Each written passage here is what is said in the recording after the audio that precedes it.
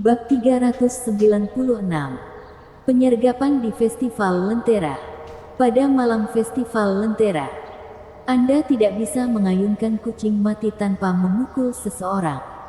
Menjelang ulang tahun kaisar mereka yang semakin dekat, bangunan-bangunan tersebut dihiasi dengan lentera yang mengubah ibu kota menjadi pemandangan yang menakjubkan. Banyak pasangan romantis yang memanfaatkan kesempatan langka ini untuk berkumpul dan membisikkan hal-hal manis kepada pasangan mereka. Lagi pula, hampir pasti ada pengecualian. Yang menonjol seperti ibu jari yang sakit adalah seorang pria dengan rambut putih, dikelilingi oleh 3 lonceng dan dikagumi orang banyak. Sobat, kamu adalah salah satu pelopor yang berani di jalan cinta yang lurus. Kami, teman-teman yang malang, hanya berkencan dengan 1 orang di malam Festival Lentera.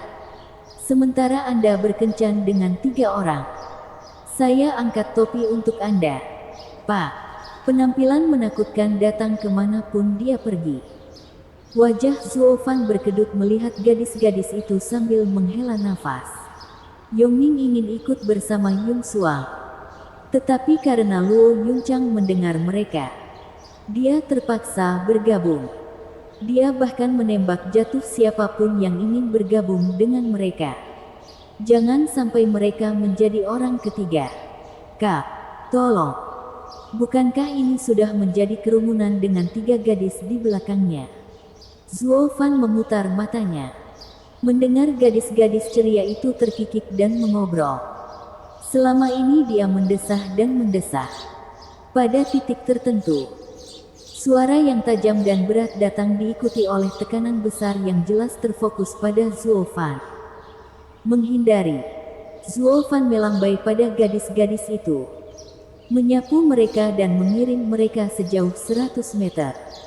Yongning akhirnya memuntahkan debu akibat penganiayaan tersebut. Dia menamparkan tanah, berdiri dan menyuruhnya pergi. Zuo Fan, ada apa denganmu? Dia sangat marah. Di sini dia mengajak pria itu jalan-jalan malam dan mendapatkan beberapa poin brownies. Dan tipuan itu membuatnya terbang. Itu bukan cara memperlakukan teman, terutama seorang putri. Tetapi menyadari bahwa Zuo Fan sedang menatap ke langit, dia juga melakukannya dan tersentak. Gadis-gadis lain juga memucat, dipenuhi kekhawatiran terhadap Zuo Fan. Sebuah gada dengan diameter 10 meter menghantam kepala Zuo Fan. Di ujung lain gada itu adalah Zalahan, dengan mata merah dan wajah ganas.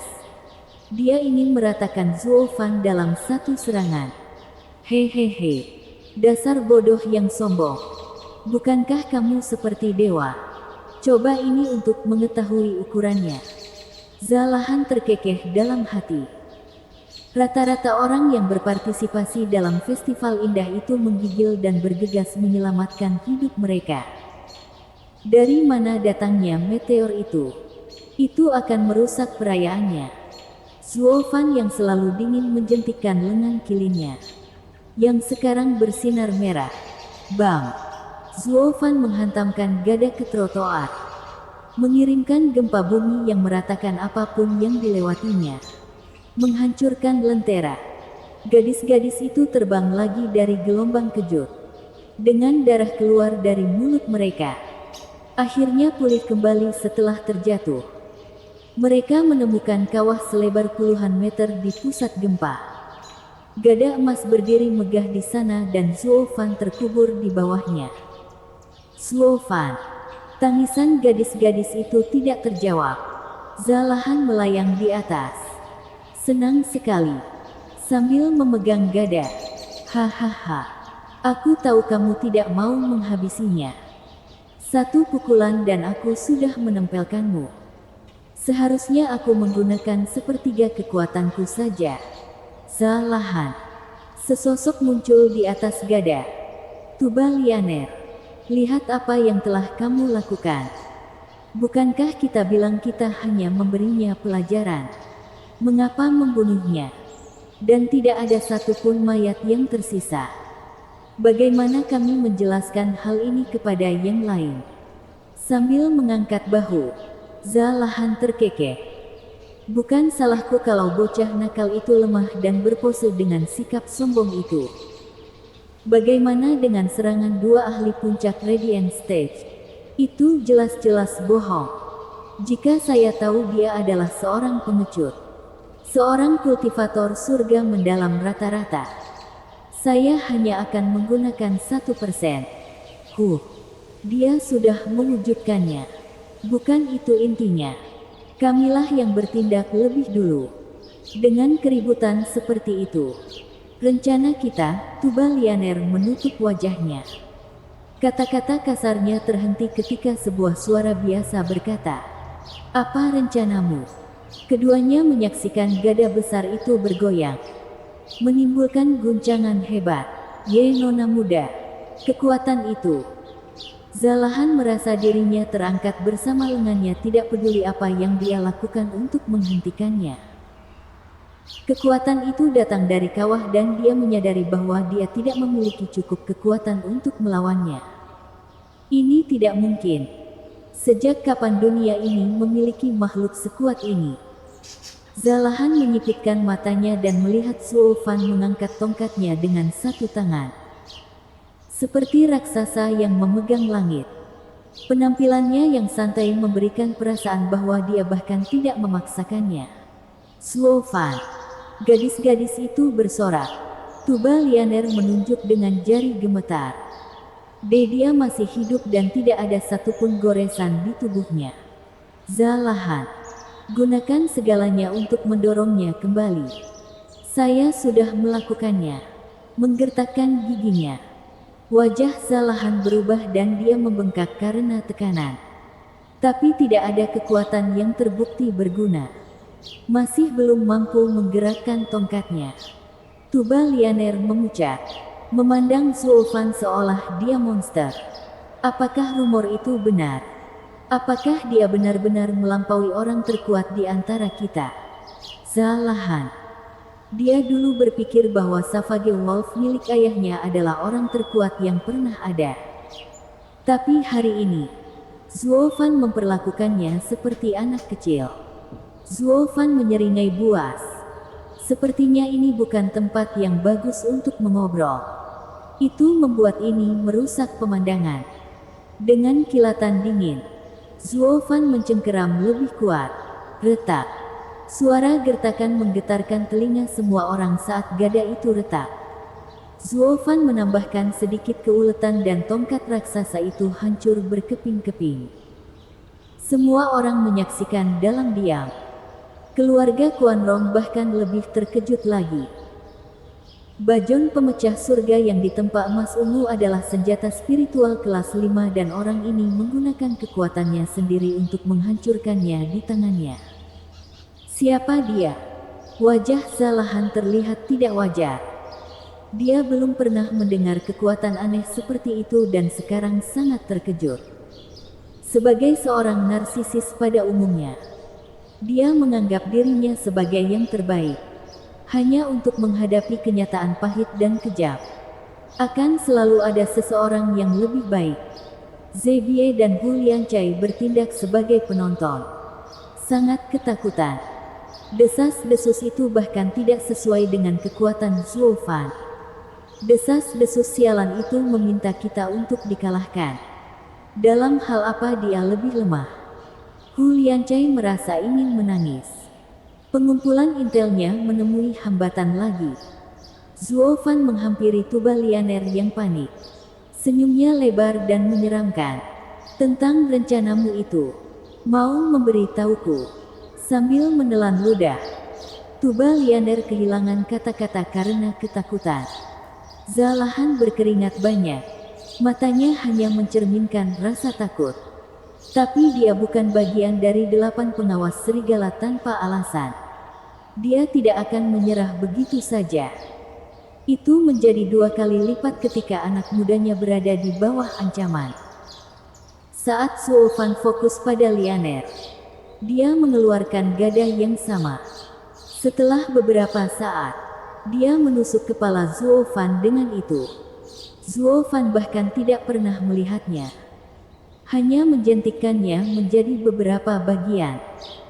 Sementara lengan pemilik senjata patah karena kekuatan yang mengalir melalui dada yang hancur. Zalahan masih belum bangun untuk mencium aroma mawar.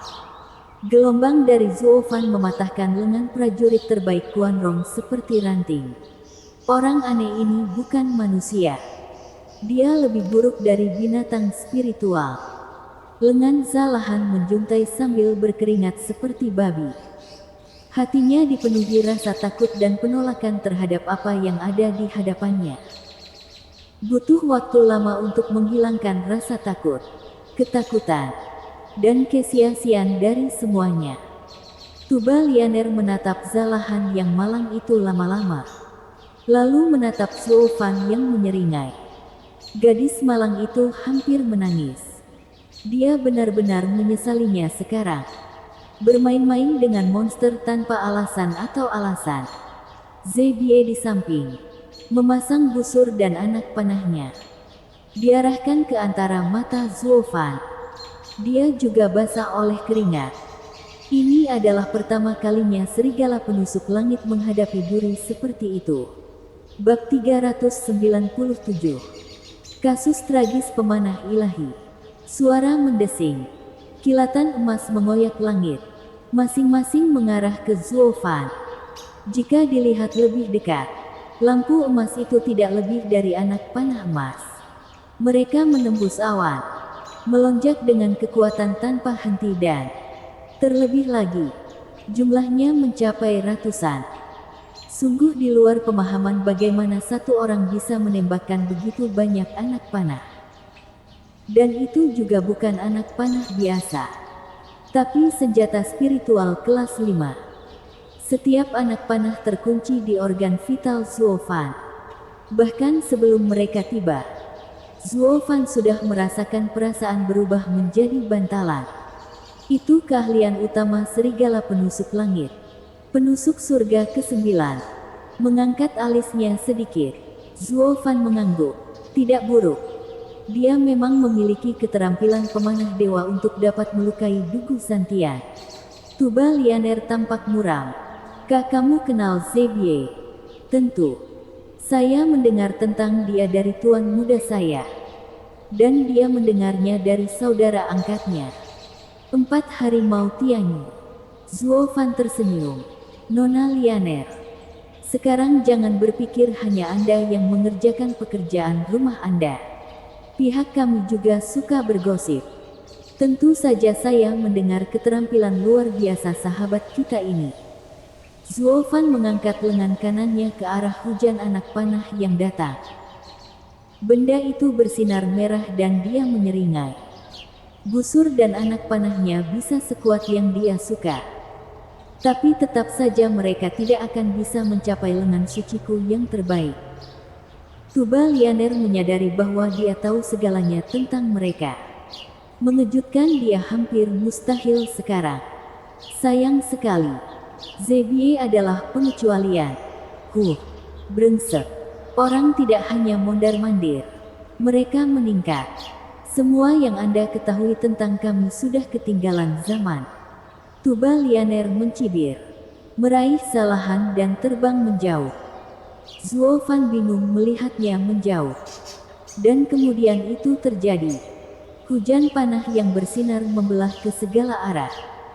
Mereka mengepung Zuo Fan dan baru kemudian menembak ke arahnya. Sekarang Zuo Fan tidak punya cara untuk mengelak. Karena berada di tengah-tengah bola anak panah yang meledak. Kelemahan apapun yang dimiliki Zuo Fan akan terlihat jelas. Kedua tinju binatangnya juga tidak mampu mempertahankan setiap inci tubuhnya. Dia berada di ambang kematian. Hahaha. Lihat brengsek busuk itu. Itu adalah ultimat terbaru Zebie. Tousan Arrow Vokal. Ini adalah pertama kalinya dia menggunakannya di lapangan. Coba dan blokir itu.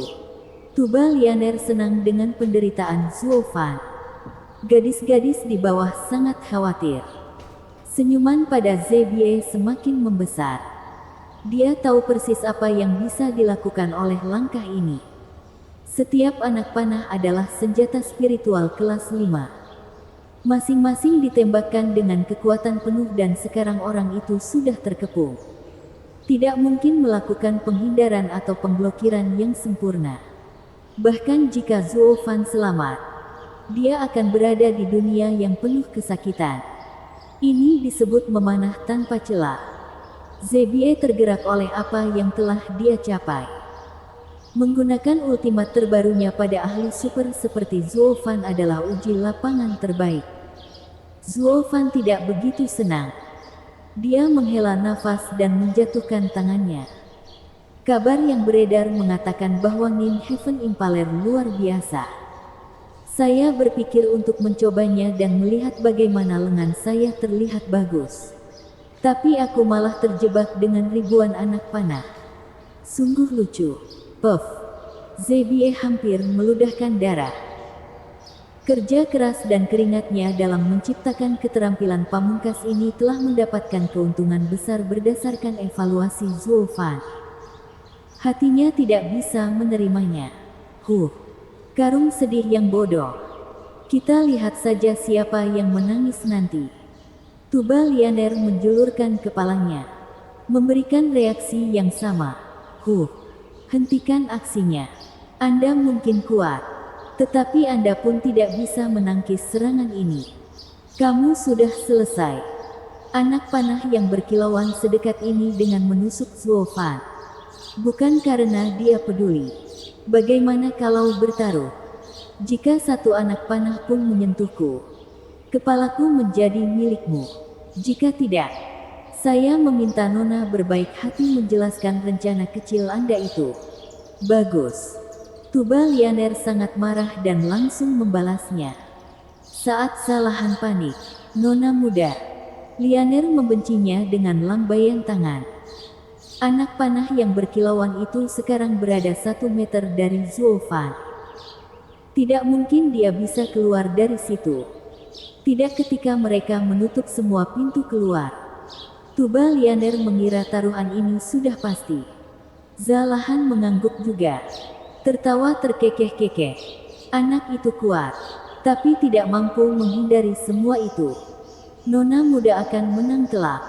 Tapi reaksi mereka selanjutnya adalah, Bunda Suci, bagaimana dia bisa melakukan ini? Zuo Fan menyipitkan mata. Riak Ciwa muncul dan dia menangkap Zebie yang bersembunyi di balik pohon ribuan meter jauhnya. Zebie juga merasakannya dan tahu bahwa Zuo Fan telah menemukannya. Meskipun dia tidak takut, anak panahnya sedekat ini untuk mengubah Zuo Fan menjadi bantalan. Dia memiliki hal-hal yang lebih besar untuk dikhawatirkan daripada si penembak. Di bawah tatapan kaget dan tidak percaya, Zuo Fan mengangkat lengan kanannya seperti raja dan menjentikkan jarinya tepat saat anak panah pertama mencapai dadanya. Menuntut, pergi.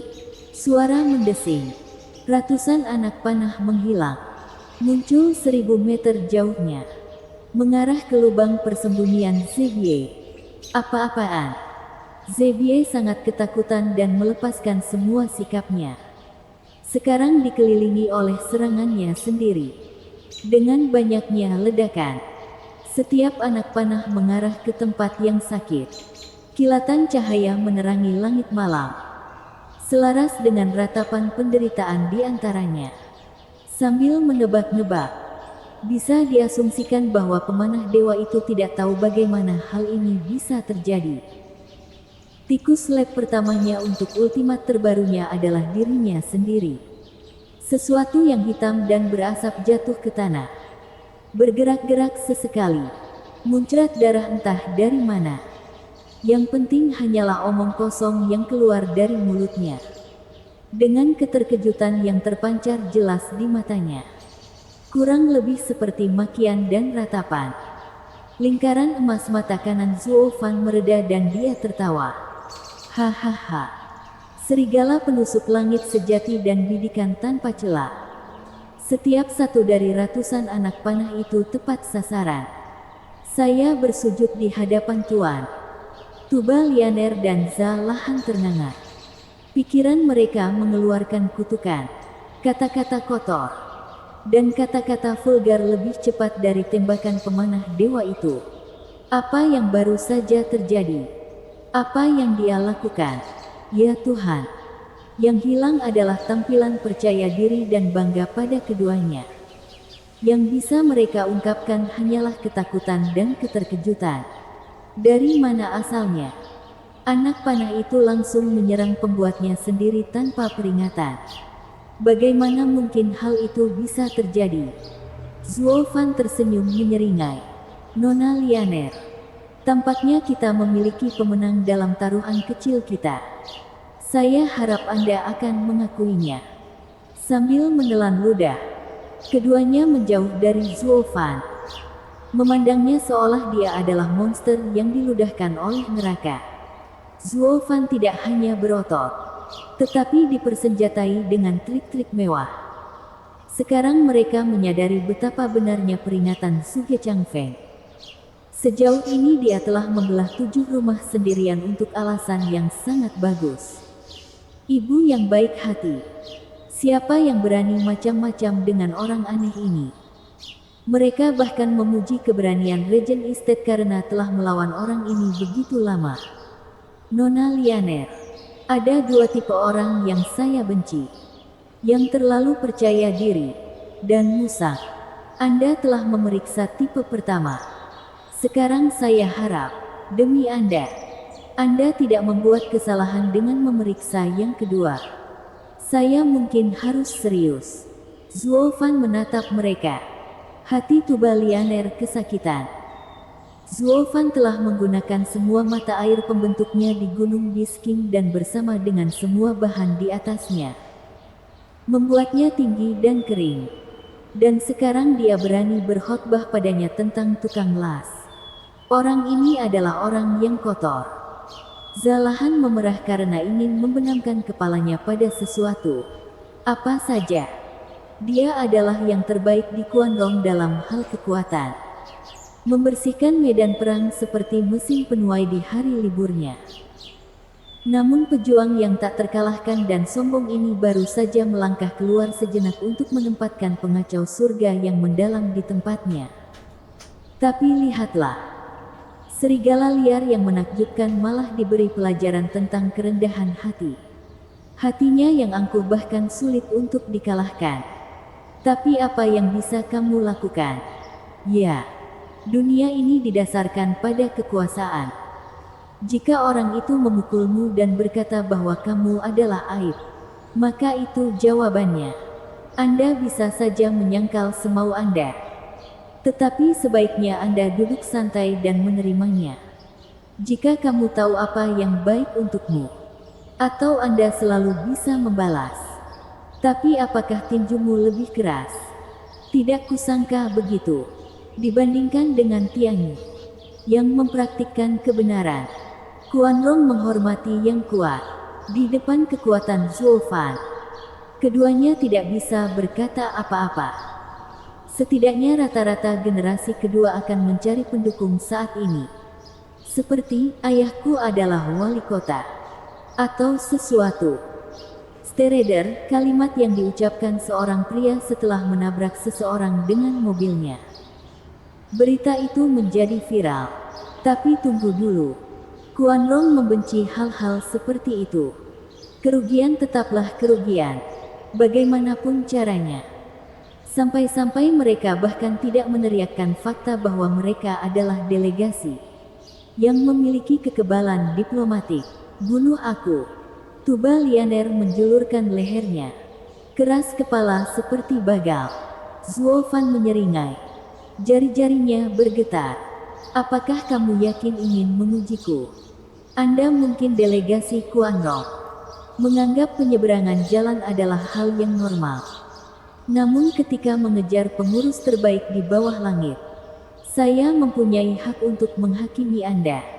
Tinju Zuo Fan memerah. Niat membunuhnya meroket.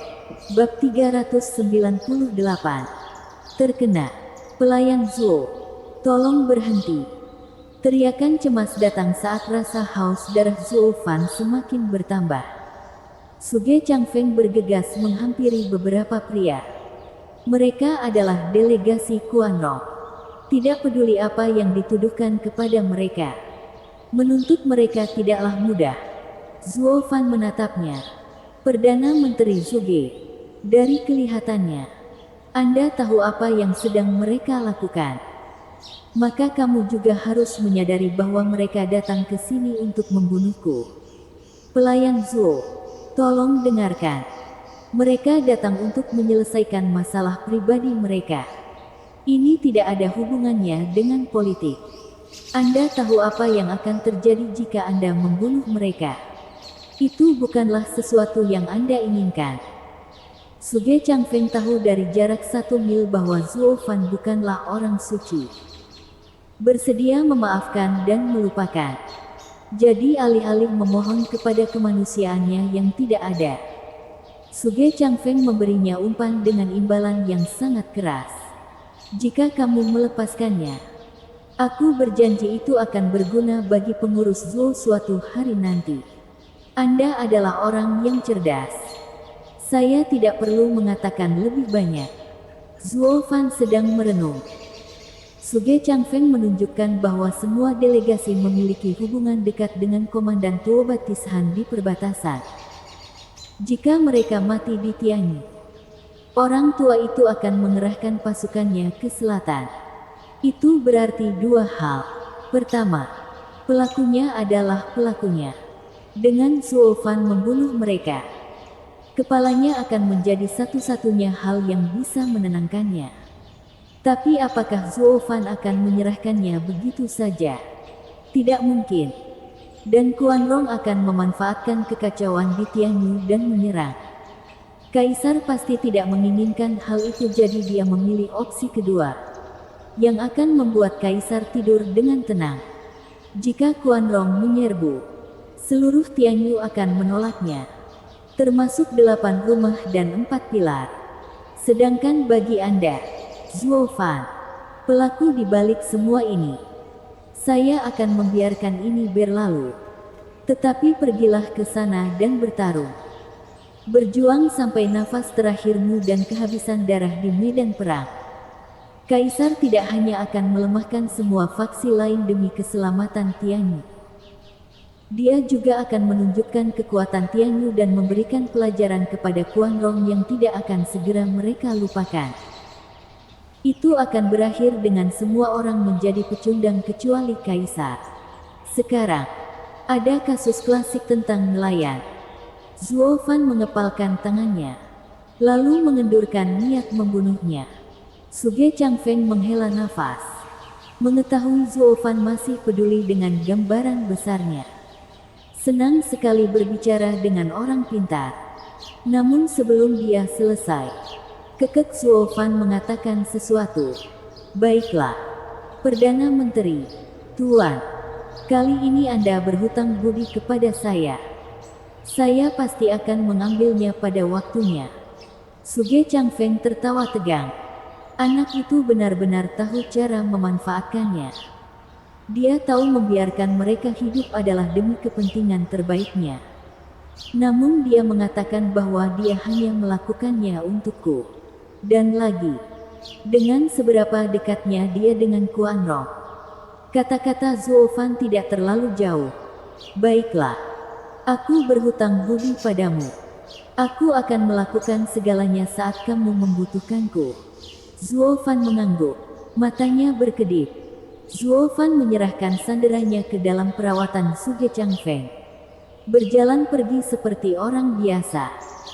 4 iblis perencana telah mendengar keributan itu dan berlari ke arah mereka. Namun melihat pesta itu gagal, mereka jatuh ke dalam depresi. Kami terlambat bersenang-senang. Zuo Fan melirik mereka dan berpikir, waktu yang tepat. Sambil menyerahkan ketiga bayi itu ke tangan mereka, dia pergi untuk mengurus urusannya sendiri. Ketika festival Lentera hancur, gedung-gedung berantakan. Orang-orang berlarian ketakutan, dan tidak ada lagi yang bisa dilihat di sini. Gadis-gadis itu pulang. Zuo Fan menyaksikan Quan Rong Suge Changfeng dengan senyum miring. Mata kanannya bersinar keemasan dan dia menghilang. Suara mendesing. Dua bayangan muncul di detik berikutnya di tempat Zuo Fan. Memandang ke segala arah. Sialan. Bocah busuk itu bergerak tanpa logika dengan keterampilan memutarnya. Bagaimana kita bisa mengikutinya? Mari kita lapor kembali ke kapten. Kita baru saja diberi kesalahan. Bayangan lainnya telah hilang. Yang pertama pergi dengan cepat. Di daerah terpencil ini, meski tidak ada seorang pun yang terlihat, bumi menggeliat dari waktu ke waktu. 2 jam kemudian, di garnisun, Suge Changfeng memasang wajah gelap menghadap Tuoba Liu Feng dan Han Timo. Di sebelahnya ada Tuba Lianer dan Zalahan yang malu dengan lengan patah. Sesuatu yang hitam seperti malang beristirahat di tempat tidur. Hanya ketika Lianer mengatakan bahwa benda itu adalah serigala penusuk langit Zebie barulah mereka benar-benar mempercayainya. Dibiarkan mengetahui keseluruhan cerita, keduanya terdiam. Prajurit pemberani Quan Rong, anggota tim kedua dan ketiga dari 8 pengawas serigala, melakukan serangan gabungan dan dilempar ke belakang dengan mudah. Dan lawannya malah pergi begitu saja seolah tidak terjadi apa-apa. Jika bukan karena kedatangan Suge Changfeng yang tepat waktu, mereka pasti sudah mati sekarang. Tuoba Liu Feng tidak bermaksud menyalahkan ketiganya, namun malah kewalahan dengan kejadian kejam tersebut. Zuo Fan adalah suatu kekejian. Suge Changfeng menghela nafas. Saya memperingatkan Anda untuk tidak menginjak kakinya. Namun kamu, maafkan kami, Perdana Menteri Suge. Saya gagal dalam mengajar saudara perempuan saya. Saya akan memastikan ini tidak terjadi lagi. Tuoba Liu Feng membungkuk, menatap Lianer dan Zalahan hingga wajah mereka memerah karena malu. Adapun Zebie, dia hanya terbaring di sana. Dalam kegelapan, bumi menggeliat dan Hu Liancai keluar. Dia memberi hormat dan berkata, Tuan Perdana Menteri, Zuo Fan memiliki ekor seperti yang Anda prediksi. Tapi dia sungguh luar biasa. Aku tidak tahu bagaimana dia melakukannya tapi dia bahkan meninggalkanku. Bukan hanya mereka berdua. Kedua ekornya pergi untuk melapor alih-alih mengikutimu ke sini. Hahaha. Mereka adalah anak buah yang mulia. Tapi anak itu sungguh licik dan licik seperti rubah. Mungkin tidak ada seorang pun di Tianyi yang mampu mengikutinya. Kedua orang itu hanya mencoba peruntungan. Suge Changfeng mengejek dan memuji. Serigala yang tidak jelas. Kamu sendiri cukup pintar untuk datang kepadaku terlebih dahulu untuk meminta bantuan. Bagus, sangat bagus. Perdana Menteri, Tuan, Zuo Fan itu terlalu monster. Saya takut dimusnahkan dan berpikir hanya Tuan yang bisa membantu.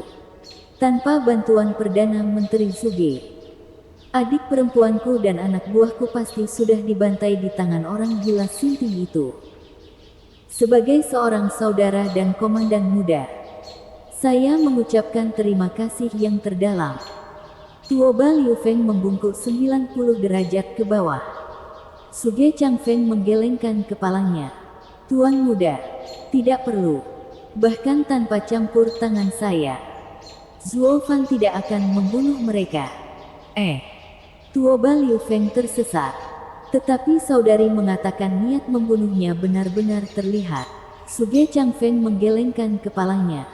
Dia tidak ditakuti karena ototnya, tapi karena pikirannya yang jahat dan menyimpang.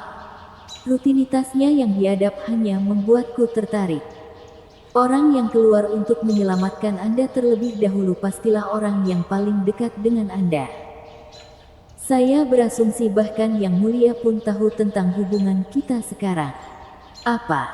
Tuoba Liu Feng berseru. Apa yang kita lakukan sekarang? Suge Changfeng berkata, tidak apa-apa. Perbedaan antara skema terang-terangan dan terselubung adalah bahwa skema terselubung tidak akan pernah terwujud. Sedangkan yang pertama tidak memiliki batasan seperti itu. Itu tidak akan mengubah apapun meskipun mereka mengetahuinya. Acara akan terus berjalan seperti biasa. Saya tidak bisa lagi menghentikan mereka. Tapi bukankah akan lebih baik jika kita tidak terekspos? Tuoba Liu Feng menghela nafas. Tuan Perdana Menteri, mengapa Anda mengetahui niat Zuo Fan? Alis Suge Chang Feng bergetar dan dia berbicara dengan nada gelap. Karena saya tidak bisa bertaruh apakah Zuo Fan akan bertindak atau tidak dan memilih untuk bermain aman. Saya telah membaca banyak orang dalam hidup saya. Tetapi hanya dua yang gagal membuka diri saya seperti sebuah buku. Dia salah satunya. Semua orang tercengang. Suge Chang Feng dikenal sebagai pemikir terbaik di Tianyi. Namun dia tidak bisa memahami anak yang kurang ajar. Suge Chang Feng tersenyum menjawab pemikiran mereka. Saya melihatnya sekilas sebelum debat esoterik. Tetapi sejak setelah kejadian tersebut, dia tertutup bagi saya. Atau mungkin aku bahkan tidak ingin melihatnya. Karena dalam pertempuran itu, dia telah melakukan hal-hal yang mengerikan dan tidak terbayangkan. Apa? Tuba Lianer menyala. Suge Chang Feng menghela nafas. Dia kehilangan akal sehatnya karena seorang gadis. Ini pertama kalinya aku melihatnya seperti ini. Dalam kegilaannya, dia telah melakukan beberapa taktik paling biadab. Berakhir dengan kematian tuan muda tertua Regent Estate dan menjerumuskan klan Luo ke dalam dunia politik yang memutarbalikkan sebelum waktunya. Semua ini adalah pilihan yang terburu-buru dan tidak bijaksana. Dia yakin akan hal itu juga, tapi tetap melakukannya. Sejak saat itu, Unwanted Contriver tidak dapat lagi membacanya dan saya tidak berani memahami alur pemikirannya. Tidak ada yang tahu kapan dia akan membentak atau bersikap tenang. Suge Chang Feng menarik napas dalam-dalam. Kamu sekarang tahu kenapa aku mengekspos diriku sendiri dan kenapa aku harus menyelamatkanmu. Mustahil bagi saya untuk mengetahui apakah tindakannya didorong oleh kegilaan atau ketenangan yang berbahaya. Han Timo dan yang lainnya menghela nafas. Takut pada pria yang terlalu tidak seimbang atau tidak terbaca untuk menebak tindakan selanjutnya. Sementara itu, Zuo Fan pergi ke kedai teh untuk bertemu dengan jubah hitam. Bab 399. Pembicaraan sensitif. Zuo Fan menggunakan discerning field untuk memindai tetangga yang usil. Baru kemudian dia masuk ke kedai teh dan duduk di seberang jubah hitam. Siapa yang tahu hari ini akan tiba ketika kamu mengajakku kencan. Jubah hitam itu menjaga tudung kepalanya tetap rendah, menyembunyikan wajahnya. Zuo Fan tersenyum. Kita semua adalah teman lama. Mengobrol sambil minum teh setelah sekian lama adalah hal yang normal. Hentikan aksinya. Anda cukup mengetahuinya sehingga dendam kami tidak dapat dikurangi.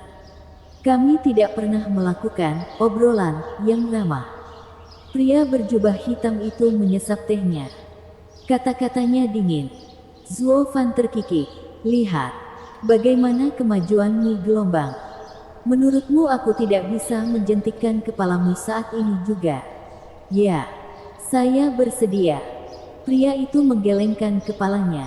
Kalau tidak, kamu pasti sudah lama membunuhku. Aku bukan tandinganmu. Tapi karena aku sudah menjawab ajakanmu, aku yakin kamu tidak datang ke sini hanya untuk menghabisiku. Zuo Fan menyeringai. Saya melihat Anda telah tumbuh dewasa selama beberapa tahun terakhir. Bukan hanya mentalitasnya yang licik, tapi juga kegelisahannya. Sama seperti iblis tua di masa lalu. Bergidik. Cengkeraman jubah hitam pada cangkir teh menegang. Namun dia terus menyesap teh hijaunya. Saya akan membuatnya tetap bagus dan sederhana. Laporan yang kudapat dari mata-mata rumahku menempatkanmu dalam posisi genting di persimpangan jalan. Dan apakah kamu datang untuk mengancamku dengan itu?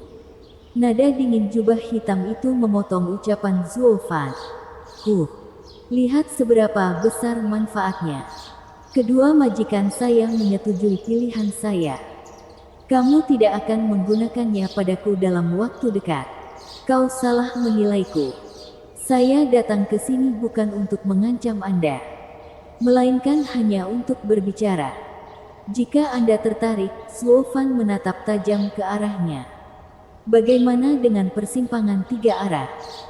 Bolehkah mempertimbangkan untuk mengambil langkah menuju klan Luo juga?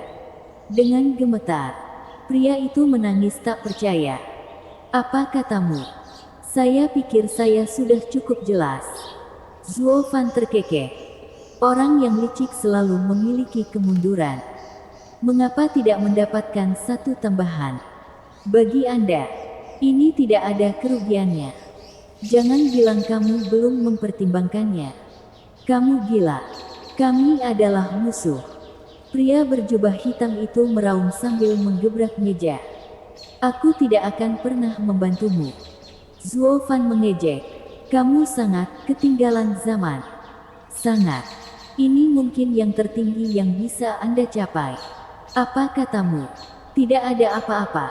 Sungguh. Sebelum debat esoterik, saya bertemu Suge Changfeng dan berbicara. Dia bertanya padaku. Aku dan Leng Wuchang bersekongkol demi keuntungan pribadi. Jadi mengapa kamu hanya menjadi pengurus klan kelas 3 yang kumuh? Jawaban saya sederhana. Ambisi saya melampaui ambisinya. Mata Zuo Fan berkilat kedengkian. Menurutku, baik itu pembuat yang tidak disengaja atau pemikir terhebat di kekaisaran ini, aku akan selalu menjadi lebih baik. Sedangkan bagi Anda bahkan tidak berada pada level mereka. Cakupanmu kecil, bergidik. Jubah hitam itu linglung. Pikirannya melayang. Zuo Fan hanya duduk di sana, menunggu. Dia menghela nafas pada satu titik dan berdiri. Saya melihat Anda masih belum mengerti. Sudahlah. Aku tidak punya waktu untuk menunggumu menyusul. Sebentar. Pria itu menghentikannya dan berkata, Tianyu berada di ambang anarki. Janji apa yang saya miliki bahwa klan Luo Anda akan menjadi yang teratas? Jika aku mengatakan karena milikmu benar-benar ada, klan Luo akan tertawa terakhir. Kamu mungkin tidak akan mempercayaiku. Jadi, sambil nyengir, Zuo Fan berkata, aku akan membiarkanmu tetap di persimpangan 3 arah. Anda akan memiliki kemewahan untuk memilih pihak yang menang. Pria itu menjawab setelah jeda. Anda tidak mengharapkan saya untuk membakar 2 jembatan lainnya untuk mengambil alih jembatan Anda. Bukan. Tentu saja tidak. Anda tidak bodoh dan tidak akan melakukannya meskipun saya menyuruh Anda melakukannya. Setiap orang egois. Jika klan Luo jatuh, kamu masih memiliki 2 lainnya. Kan? Zuo Fan memiliki senyuman yang luar biasa. Seperti seorang paman yang baik hati yang memberikan permen kepada anak-anak. Pria berjubah hitam itu mengangguk. Jika tidak ada konflik kepentingan, saya terbuka untuk bekerja sama. Bagus sekali. Ini sangat sederhana. Lagi pula aku tidak membutuhkanmu untuk melakukan sesuatu yang sulit. Lakukan saja ini pada waktu yang tepat dan Anda masuk. Zuo Fan berbisik di telinganya. Jubah hitam itu membeku. Lalu melihatnya tertegun. Apakah kamu kehilangannya? Secara harfiah setiap orang berusaha melakukan apa saja agar tidak mengalami nasib buruk dan terkutuk itu. Namun Anda ingin terjun langsung dan menjadi pusat dari semuanya. Kamu pikir kamu ini siapa? Gu Santong. Sambil mengangkat bahu, Zuo Fan berkata, apa lagi yang bisa saya lakukan? Semua orang keluar untuk menjemputku. Ya, seseorang harus melakukannya. Pria itu menahan pandangannya, lalu mengangguk, memuji. Sekarang saya mengerti bagaimana Anda telah mendaki sejauh ini. Bagi orang lain, Anda kejam, tetapi biadab bagi diri Anda sendiri. Dari apa yang kamu inginkan dariku? Aku bisa menebak sebanyak ini. Zuo Fan adalah Zuo Fan yang berspesialisasi dalam menjungkirbalikkan dunia. Hahaha. Kumohon, aku tersipu. Lalu, untuk hubungan kita yang sehat, Zuo Fan mengulurkan tangannya sambil tersenyum. Jubah hitam itu meraihnya dengan tepukan dan dibiarkan di malam hari. Zuo Fan menyeringai sebelum pergi juga. Sementara itu, di paviliun mewah, Leng Wuchang sedang menikmati anggur berkualitas dengan damai dan tenang. Terdengar bunyi letupan dan datanglah Zuo Fan. Tiba-tiba, Leng Wuchang tidak berubah sedikit pun. Dia bahkan menawarinya minuman dan senyuman. Steward Zuo, sudah lama tidak bertemu. Apa yang menyebabkan undangan ini? Hahaha. Dalang licik seperti Sir Leng tidak bisa melihatnya sebentar. Zuo Fan terkikik. Leng Wuchang menggelengkan kepalanya sambil menikmati anggurnya. Hahaha. Aku mungkin akan mencoba salah satunya dengan yang lain. Tapi jika menyangkut pengkhianatan Steward Zuo, sejak debat esoterik, aku sudah berhenti menebak-nebak. Saya meminta Anda berterus terang. Kalau begitu, aku akan berterus terang. Saya telah mengundang Tuan untuk pertanyaan sederhana. Lanjutkan. Leng Wuchang melambai dengan santai. Tuan Leng, apa yang ingin Anda capai dengan tinggal di Regent Estate selama bertahun-tahun ini? Apakah kamu memahaminya? Zuo Fan bertanya. Gelas Leng Wuchang bergetar. Jawabannya pahit. Pelayan Zuo, tolong jangan menggurui saya. Aku hampir saja mengambilnya untuk diriku sendiri. Tetapi kemudian kamu datang dan semua rencanaku menjadi sia-sia. Bisakah kamu menyalahkanku? Jika bukan saya, maka Perdana Menteri Zuge. Jika bukan Perdana Menteri Zuge, Kaisar yang masih tangguh. Baiklah. Katakan saja bagianmu. Leng Wuchang menjadi tidak sabar. Zuo Fan menjadi serius. Tuan Leng, Anda telah bekerja keras di Regent Estate selama beberapa dekade tanpa hadiah yang terlihat. Mungkin kamu akan lebih mudah berada di klan Luo. Apa? Leng Wuchang melompat, lalu berkata, Pelayan Zuo, kamu sekarang datang untuk mencuri aku. Maaf mengecewakan, tetapi yang saya inginkan adalah sesuatu yang tidak dapat Anda mengerti. Terlebih lagi, klan Luo memilikimu. Bukankah menambahkanku akan membuatnya ramai? Dan jika aku bukan anggota klan Luo? Zuo Fan yang menyipitkan mata. Leng Wuchang berseru. Tidak mungkin itu terjadi. Dilanjutkan dengan menggelengkan kepalanya. Jika Steward Zuo keluar dari klan Luo, rumah itu akan runtuh. Tidak ada gunanya. Hahaha. Karena aku berencana untuk pergi.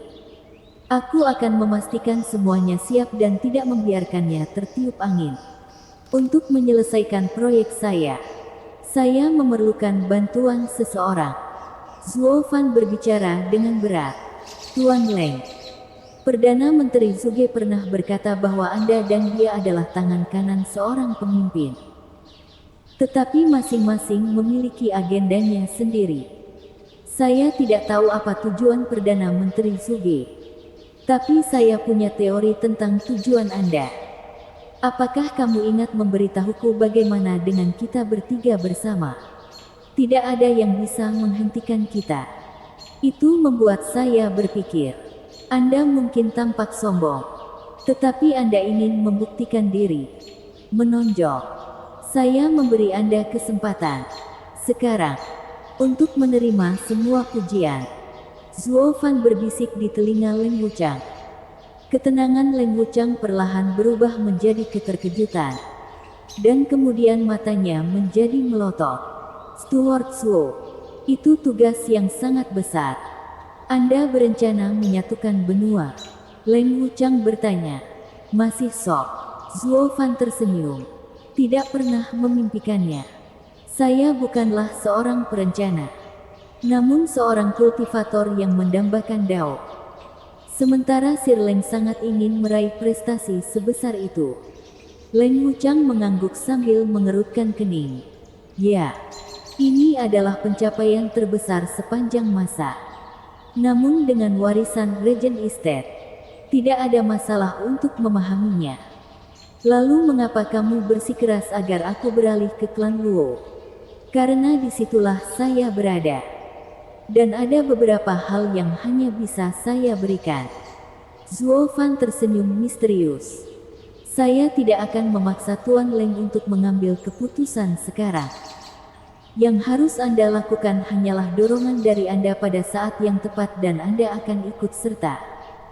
Adapun di masa depan, Anda dapat membantu Regent Estate sebagai pengurusnya dengan cara apapun yang Anda inginkan. Dan jika klan Luo jatuh, Anda tidak akan merasakan dampak apapun. Leng Wuchang mengangguk. Zuo Fan tersenyum, membisikkan hal-hal sensitif di telinganya.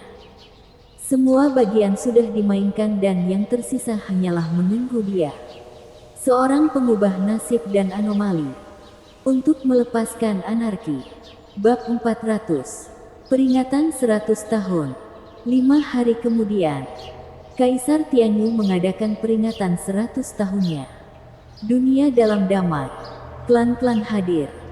Delegasi Quan Rong datang membawa hadiah dan 8 keluarga bangsawan hadir. Seluruh bangsa sedang merayakannya. Zuo Fan, yang hampir tidak pernah membersihkan aktingnya, bersinar secara positif. Terlihat tampan dan menawan. Meskipun satu hal yang tidak bisa dia hilangkan adalah senyum jahat khasnya. Perayaan adalah awal dari akhir. Tunggu dan lihat saja. Mata Zuo Fan berbinar dan dia meninggalkan rumah.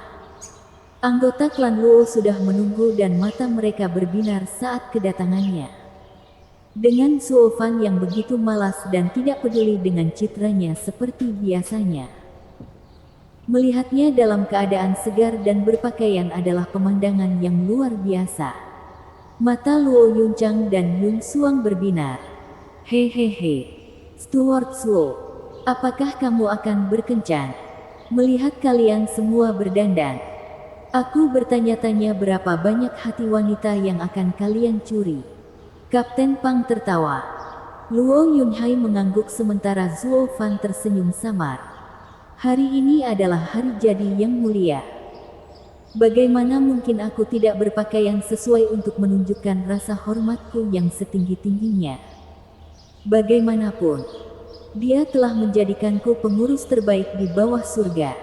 Saudara Zuo, biasanya kamu tidak keberatan dengan basa-basi seperti itu. Bagaimana hari ini, Kapten Pang tersesat? Zuo Fan menggelengkan kepalanya, menoleh ke Luo Yunhai. Yunhai, apapun yang terjadi, kamu tidak boleh panik. Sebagai kepala klan, setidaknya yang harus kamu miliki adalah pikiran yang mantap.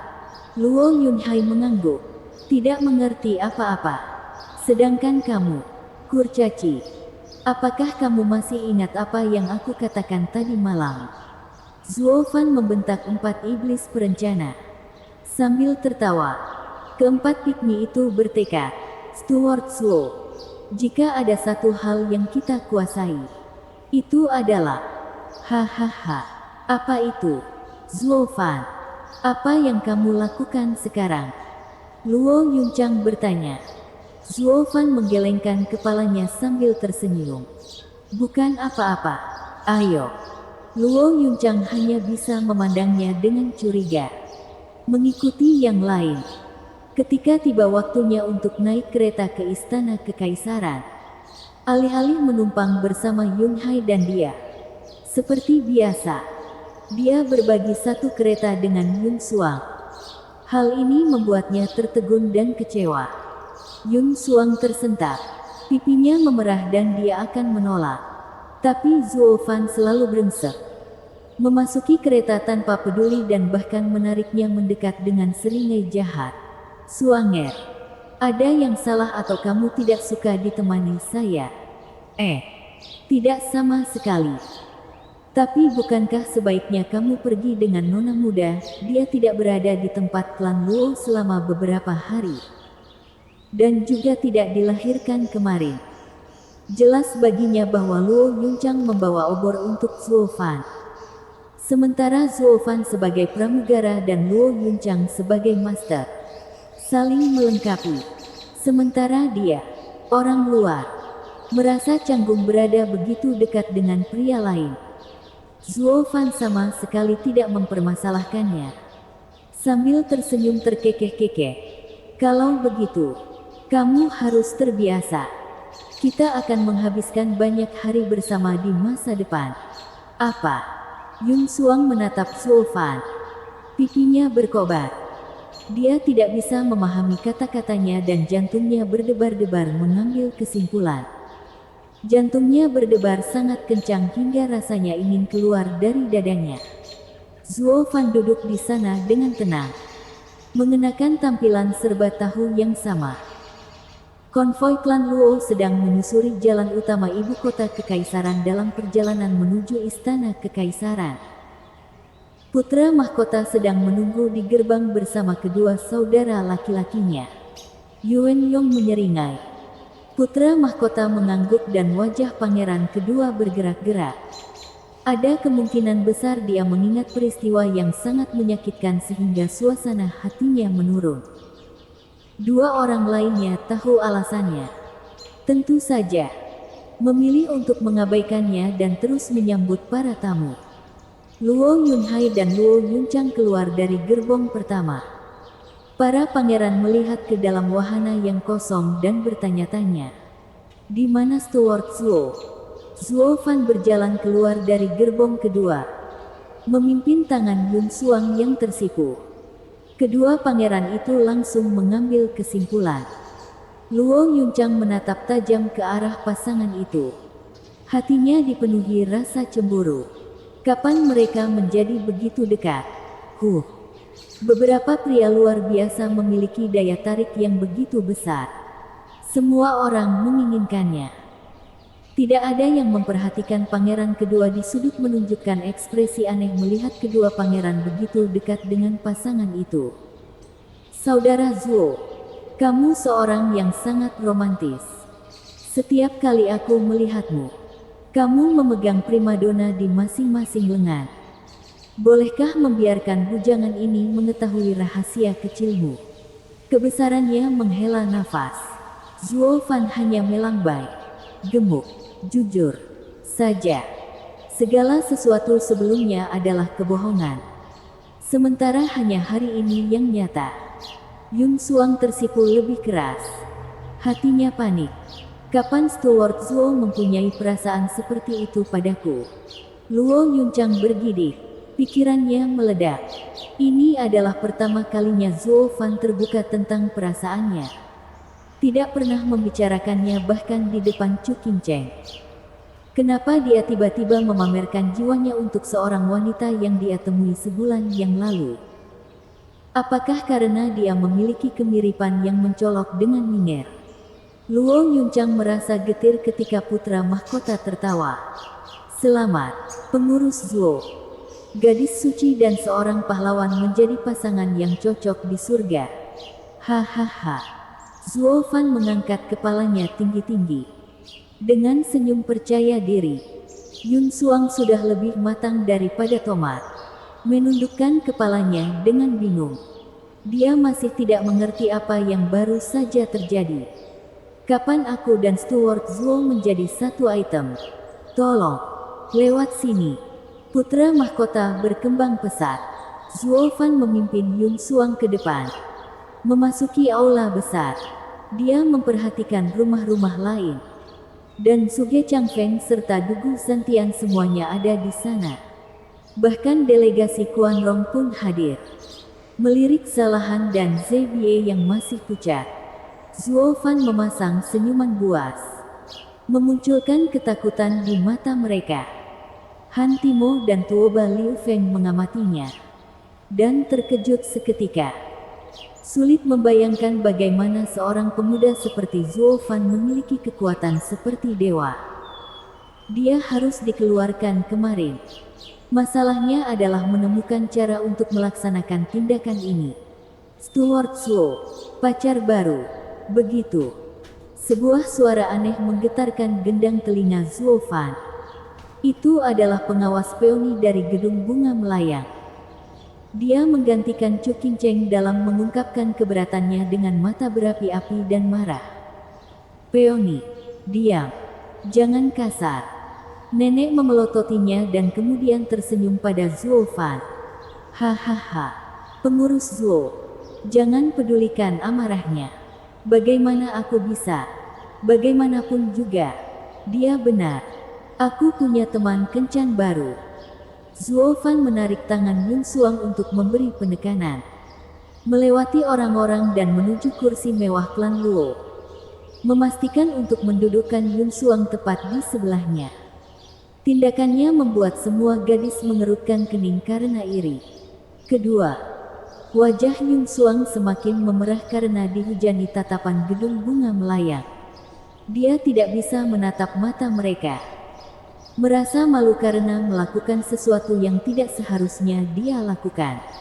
Seperti merebut Zuo Fan. Masalahnya adalah, dia tidak mengerti apapun yang terjadi di sini. Zuo Fan menjadi pelaku utama. Maka, Yun Suang duduk di atas peniti. Tampak hancur di sebelah Zuo Fan. Matanya bahkan berkaca-kaca. Para penghuni rumah, para pejabat, dan delegasi segera mengambil tempat duduk mereka. Diikuti oleh para pangeran yang berjalan di depan.